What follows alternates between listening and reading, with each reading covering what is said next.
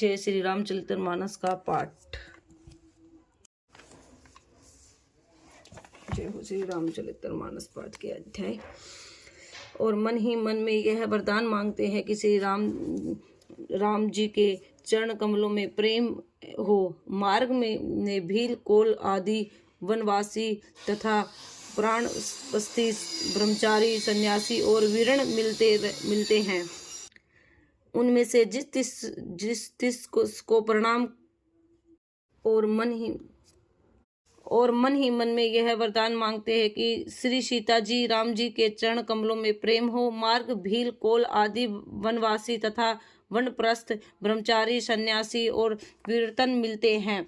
उनमें से जिस तिस से प्रणाम करके पूछते हैं कि लक्ष्मण जी श्री राम जी और जानकी जी किस वन में है, वह प्रभु को सब समाचार कहते हैं और भरत जी को देखकर वह जन्म फल पाते हैं। जो लोग कहते हैं कि हमने उनका कुशल पूर्वक देखा है, उनके यह श्री राम लक्ष्मण के समान ही प्यारे मानते हैं। इस प्रकार सबसे सुंदर वाणी से पूछते हैं और श्री राम जी के वनवास की कहानी सुनते हैं।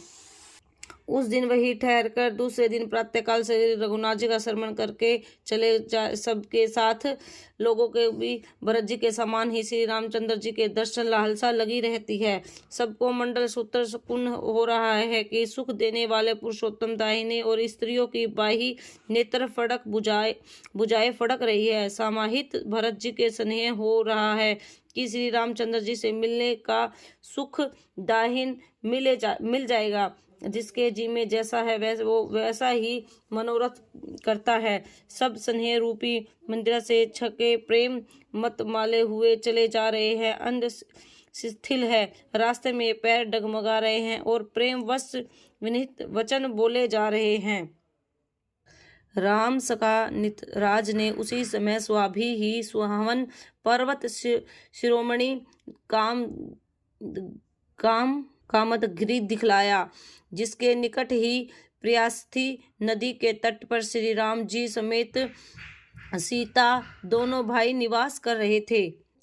सब लोग उसी पर्वत को देखकर जानकी जी जीवन श्री रामचंद्र जी की जय जय ऐसे कहकर दंडवत प्रणाम करते जा रहे हैं। राज समाज प्रेम ऐसा आग्रह हो रहा हो मानो रघुनाथ जी अयोध्या लौट रहे हैं। भरत का तो उस समय जैसा प्रेम था वैसा विशेष भी नहीं कह सकते। कवि के लिए तो यह वैसा ही आगमन है जैसे अहंता और मता से मलिन मनुष्य के लिए आनंद है। सब लोग श्री रामचंद्र जी के प्रेम से मारे सिद्ध होने से कारण सूर्य अस्त होते ही दिन भर में 2 ही कोस चल पाते और जल अस्त का सुपथ देखकर रात को वही बिना खाए पिए रह गए। रात बीतते ही रघुनाथ जी ने प्रेम भरत के आगे आगमन किया। देवताओं का सामान पूजन और मुनियों का वंदना करके श्री रामचंद्र जी बैठ गए और उत्तर दिशाओं की ओर देखने लगे। आकाश में धूल छा रही थी। बहुत से पक्षी और पशु व्याकुल होकर भागे प्रभु हुए आश्रम आ रहे थे। तुलसीदास जी कहते हैं कि श्री रामचंद्र जी यह देखकर उठे और सोचने लगे कि यह कारण है।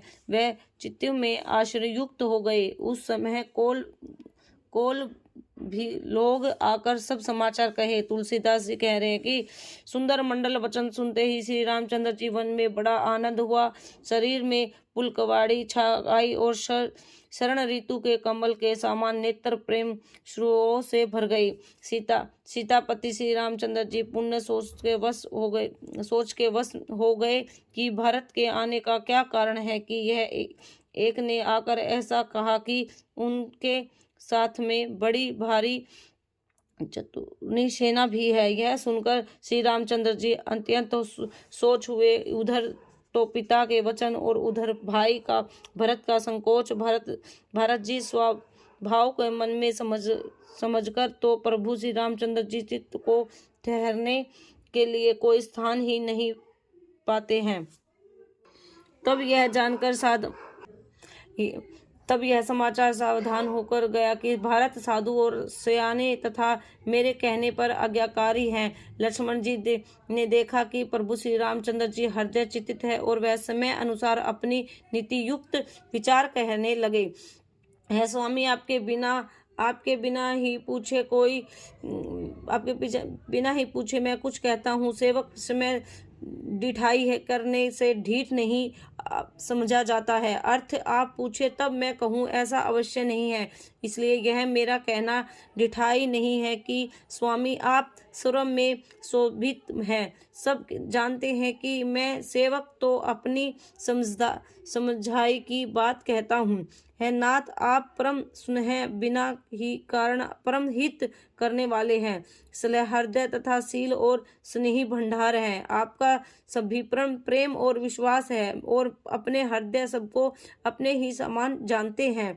परंतु मूढ़ विजय और जीव प्रभुता पाकर मोहवश अपने अपने स्वरूप प्रकट कर देते हैं। भारत नीतिप्राय साधु और चतुर है तथा प्रभु आप के चरणों में उसका प्रेम है।